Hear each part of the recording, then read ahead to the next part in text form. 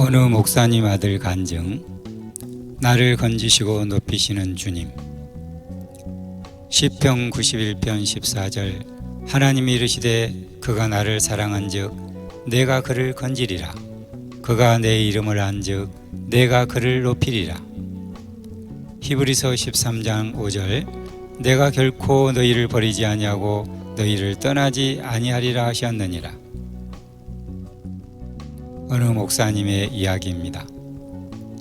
목회자의 아들로 태어난 저의 삶은 당연히 교회와 분리해 생각할 수 없었습니다. 부모님이 제 머릿속에 입력시킨 대로 학교에서 장래 희망을 물을 때마다 그 대답은 당연히 목사였습니다. 신학교에서도 제 믿음과 미래는 결코 흔들리지 않았습니다. 작은 방황도 있을 수 없었습니다. 그러나 이런 저에게 생각지도 못한 엄청난 해오리가 몰아쳐 왔습니다. 신학교 2학년 때 아버님이 갑자기 췌장암 선고를 받았습니다. 아버지는 중환병에 걸려 고통스러운 투병 생활을 하면서도 믿음만은 흔들리지 않았습니다. 하나님이 더 크게 사용하려면 나를 고쳐 건강하게 만들어 주실 것이요, 나를 이대로 죽게 한다면 그것은 내가 해야 할 일이 끝났기 때문이다. 오직 하나님의 결정을 따를 뿐이고 하나님을 찬송할 뿐이다. 저는 이런 확고한 믿음을 가진 아버지를 하나님이 꼭 살려주실 것이라고 믿었습니다. 그러나 힘겨운 투병 생활을 하다가 아버지는 결국 돌아가셨습니다. 충격을 받은 저는 참을 수가 없어 곧바로 교회 강단 앞으로 달려가 이렇게 외쳤습니다. 하나님, 당신은 이 세상에 존재하지 않습니다.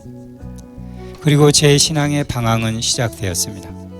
신학교를 그만두고 야간업소에 나가 방탕한 생활을 했습니다.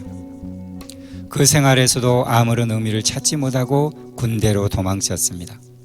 헌병 조교 생활을 하면서 신앙의 방황은 더욱 심해졌습니다. 저에게 하나님은 아무런 의미 없는 존재가 되고 말았습니다. 인간의 노력에 따라 성취하는 인간 세상이 있을 뿐이었고, 저주와 좌절의 인생, 죽음이 지배하는 인생을 살게 되었습니다. 그렇게 방황하던 저는 왼쪽 무릎 연골 파열이라는 육체적 위기를 만나게 되었고, 군 통합병원에 입원하여 수술을 받게 되었습니다.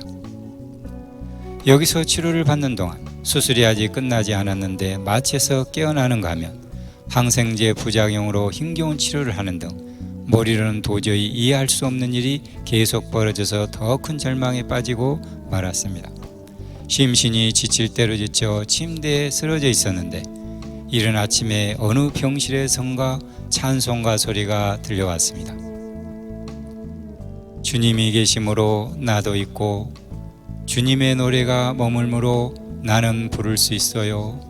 주여, 꽃처럼 향기나는 나의 생활이 아니어도 나는 주님이 좋을 수밖에 없어요. 주 예수 나의 당신이여. 이 찬송을 듣는 동안 저도 모르는 사이에 눈물이 흘러내리고 있었습니다.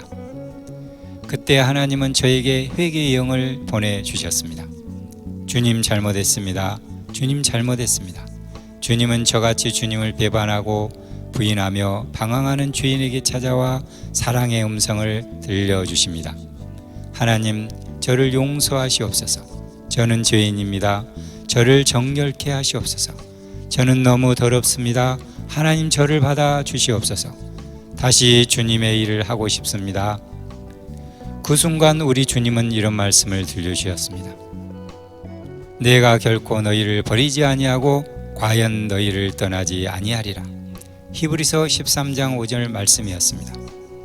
하나님은 계시지 않는다고 부인하며 하나님이 계시지 않는 것처럼 배반의 삶을 살았던 저의 삶 속에서도 하나님은 여전히 살아계셨던 것입니다.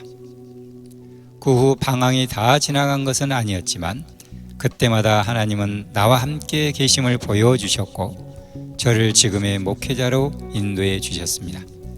누가복음 24장 31절로 32절. 그들의 눈이 밝아져 그인 줄 알아보더니 예수는 그들에게 보이지 아니하시는지라.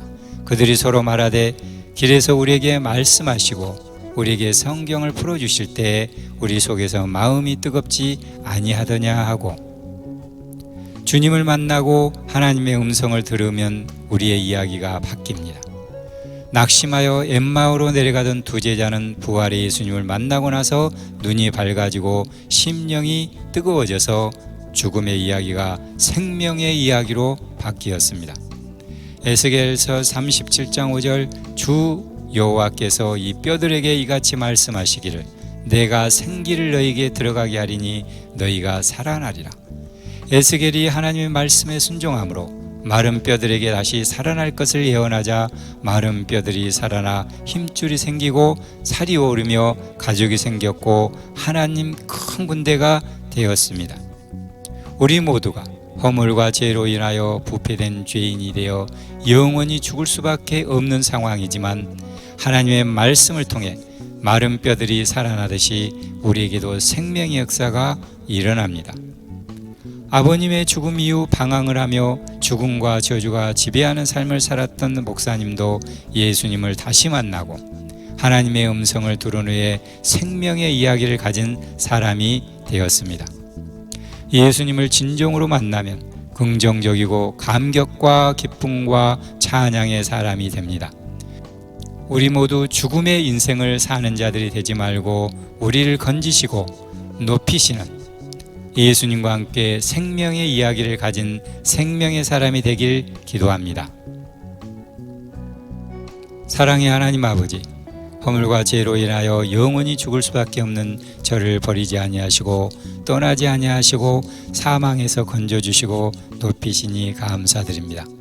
세상의 풍파와 여러 가지 어려움 때문에 주님을 원망하고 의심하고 거부했던 저의 잘못을 회개하오니 용서하여 주옵소서. 십자가의 보혈로 저를 구원해 주신 그 생명의 말씀을 붙잡고 어떤 고난에도 흔들리지 않도록 붙잡아 주시옵소서. 권능의 말씀이 저를 살리는 말씀이 되어 놀라운 치유와 생명의 역사가 일어나게 하시고 주님이 저에게 주신 사명을 깨닫고 시대적 소명을 넉넉히 감당하게 하소서. 성령의 불과 기도의 능력으로 제 안에 있는 불순물과 오염된 것들이 정리되게 하시고 제 안에 상처와 아픔과 어둠과 우울함 모두 물러가게 하소서. 예수님의 이름으로 기도드립니다. 아멘.